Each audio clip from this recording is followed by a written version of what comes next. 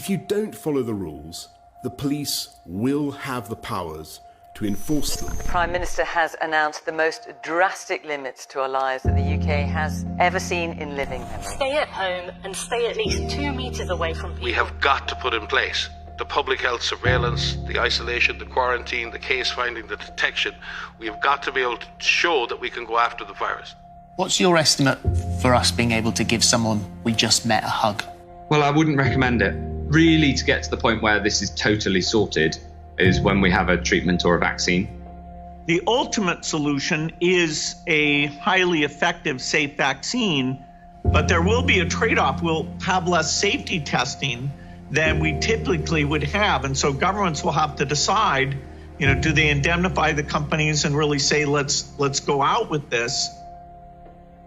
This paper was prepared by SAGE's behavioural science subgroup. The perceived level of personal threat needs to be increased amongst those who are complacent, using hard-hitting emotional messaging. I'm struggling to see how this is not a direct psychological attack on everybody in this country. It is, Mike. This is the British government using applied behavioural psychology to make people frightened so that it can put its agenda in place.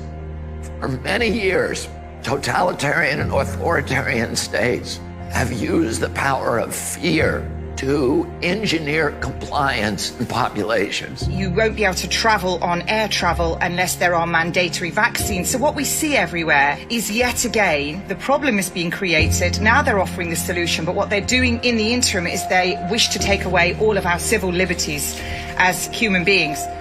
They're running it. The Gateses are running the whole vaccine operation. They're running the World Health Organization. This will be the new normal until a vaccine is developed. We are at a pivotal point in the history of the human race, literally. Because there will be no human race as we know it if we don't get our asses in gear now, worldwide.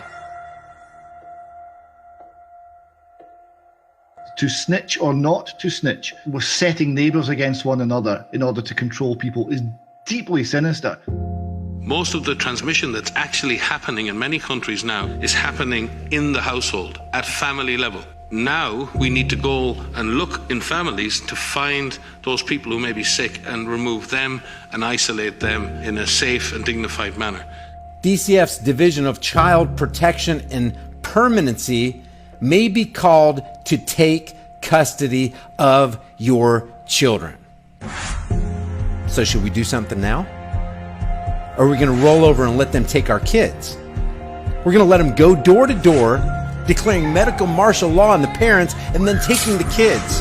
I am now directing medical officers of health that all confirmed cases are to be managed in a quarantine facility. You either get your tests done and make sure you're cleared, or we will keep you in a facility longer. So I think most people will look at that and say, I'll take the test. I don't care who you are, I don't care what walk of life you are from. The moment you start raiding people's houses or even organising a protest, you live in a dictatorship. I've been arrested for my daily walk, for walking down the street. Fascism! This is fascism! This bill enables the police to enter a home without a warrant. Madam Speaker, the police have never held that power. You need to open your fucking eyes, Australia, and understand what's happening. This isn't normal. This isn't a mild inconvenience if we just follow the rules, everything's going back to normal. This is fucked up beyond belief how crazy this is. They ruined our businesses. They've treated us like animals. They're kicking in doors without warrants and taking people away. They're lying on their certificates.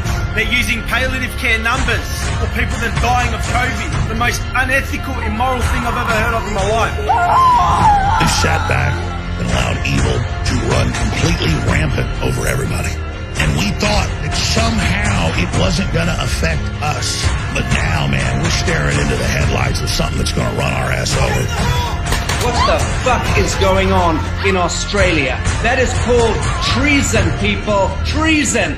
Look the word up. This is the time, friends. This is the time. These masks have absolutely nothing to do with health, but everything to do with the complying with a false flag, tyrannical agenda. Nobody is listening. They don't care what is happening to these people. אני מבקש מכם, צעירים, מבוגרים, לכו להתחסן, קחו את הדרכון הירוק שלכם. Protests are not safe. Protests are selfish. Protests are potentially very dangerous. This is also a test of humanity, to see how much of our liberty we will let go before we finally draw the line under enough. We, the people, are waking up. They don't need celebrating, they need calling out. They need exposing for what they're doing. But you don't have a choice. People act like you have a choice. Normalcy only returns when we've largely vaccinated the entire global population.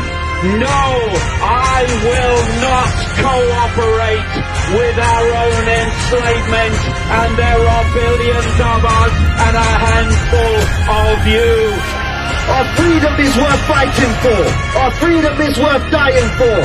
Our children will have a future. Our freedom will be upheld. We are the people. We are the power. We are the 99%.